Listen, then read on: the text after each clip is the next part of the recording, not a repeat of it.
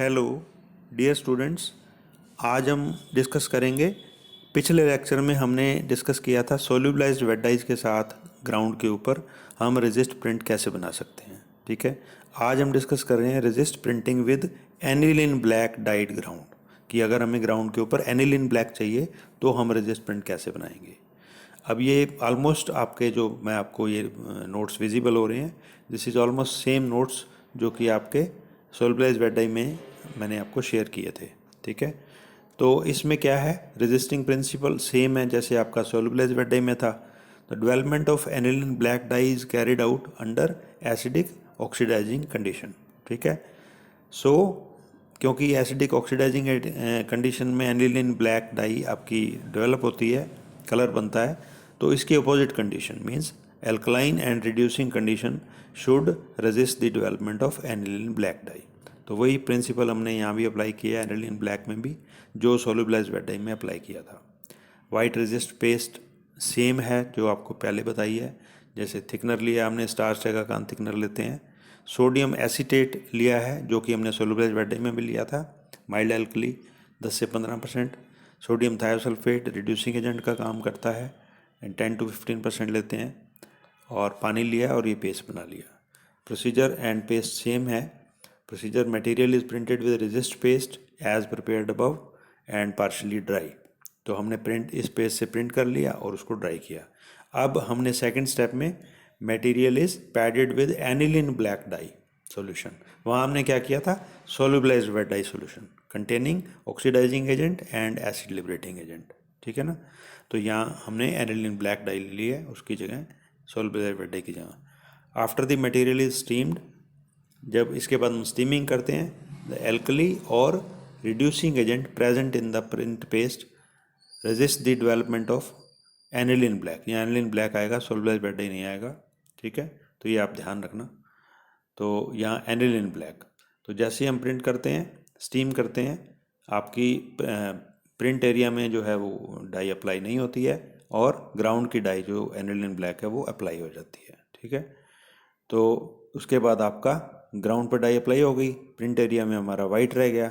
उसके बाद मटेरियल को वॉश कर दिया और सोपिंग कर दिया। ठीक है, तो इसी तरीके से हम कलर रेजिस्ट प्रिंट भी बना सकते हैं ग्राउंड के ऊपर एनिलीन ब्लैक के साथ। सेम वे में जैसे हमने पीछे सोल्यूबलाइज्ड वेट डाई में लिया था, सेम पेस्ट यहाँ लिया है।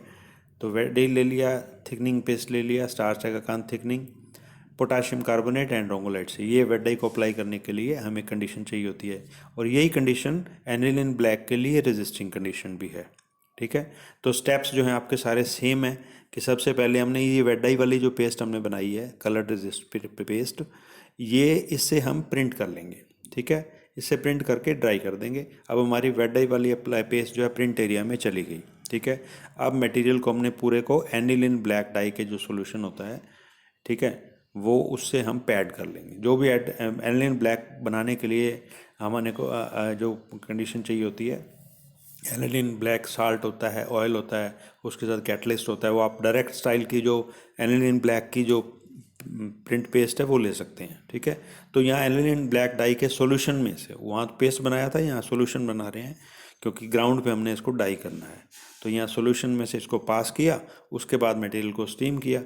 तो प्रिंट एरिया में आपका नेचुरली जो है, क्योंकि एल्कली और रिड्यूसिंग एजेंट है, तो एनिलीन ब्लैक डाई अप्लाई नहीं होगी, वेरेस ग्राउंड के ऊपर आपकी एनिलीन ब्लैक डाई अप्लाई हो जाएगी। ठीक है, तो procedure and steps are the same.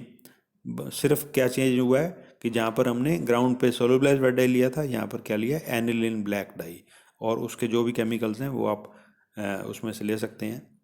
Direct style of printing with aniline black, तो उसमें एक एनिलीन ऑयल होता है, एनिलीन साल्ट होता है, एक एसिड लिबरेटिंग एजेंट होता है, एक कैटलिस्ट होता है। ठीक है, तो जो भी सॉल्यूशन उसके डाई को बनाने के लिए होता है वो सारा सॉल्यूशन बना लेंगे उसका।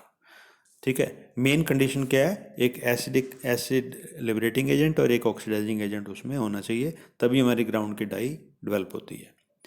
तो इस तरीके से वेट डाई को यूज़ करके हम कलर रेजिस्ट प्रिंट बना सकते हैं on aniline black died fabric. ठीक है, तो ये दोनों जो सोल्यूबलाइज्ड वेट डाई का टॉपिक और एनिलीन ब्लैक डाई वाला टॉपिक है रेजिस्ट प्रिंटिंग का, इनमें दोनों में मटेरियल और नोट्स वगैरह सेम है। द ओनली थिंग इज जहाँ हम सोल्यूबलाइज्ड वेट डाइज से पैड कर रहे हैं, इस केस में हम किससे पैड कर रहे हैं, एनिलीन ब्लैक डाई के सोल्यूशन से। Rest of the things are same, ठीक है। एंड वन मोर थिंग, जो मैंने यहाँ स्टेप्स लिखे हुए हैं कि प्रोसीजर जो कलर रेजिस्ट प्रिंटिंग का, all the steps are same. ये इसी तरीके से लिख करके नहीं आ जाना, आपने वो स्टेप्स सारे लिखने हैं। कहीं आप लिखो भी, नोट्स में लिखा हुआ था यही कि वाइट रेजिस्ट प्रिंट के सेम है, तो वाइट रेजिस्ट प्रिंट के भी जो प्रोसीजर है वो तो हमें सारा स्टेप्स में लिखना पड़ेगा, ठीक है। सिर्फ यहाँ नोट्स को छोटा करने के लिए, रिपीट ना हो, इसीलिए मैंने यहाँ ये लिखा, ठीक है। तो इस तरीके से हम एनिलीन ब्लैक डाई के ऊपर भी कलर रेजिस्ट प्रिंट बना सकते हैं। तो you go through this notes, इनको याद करो और इनको मेरे लेक्चर को सुनो। फिर भी कोई दिक्कत आती है तो you can ask me. Thank you.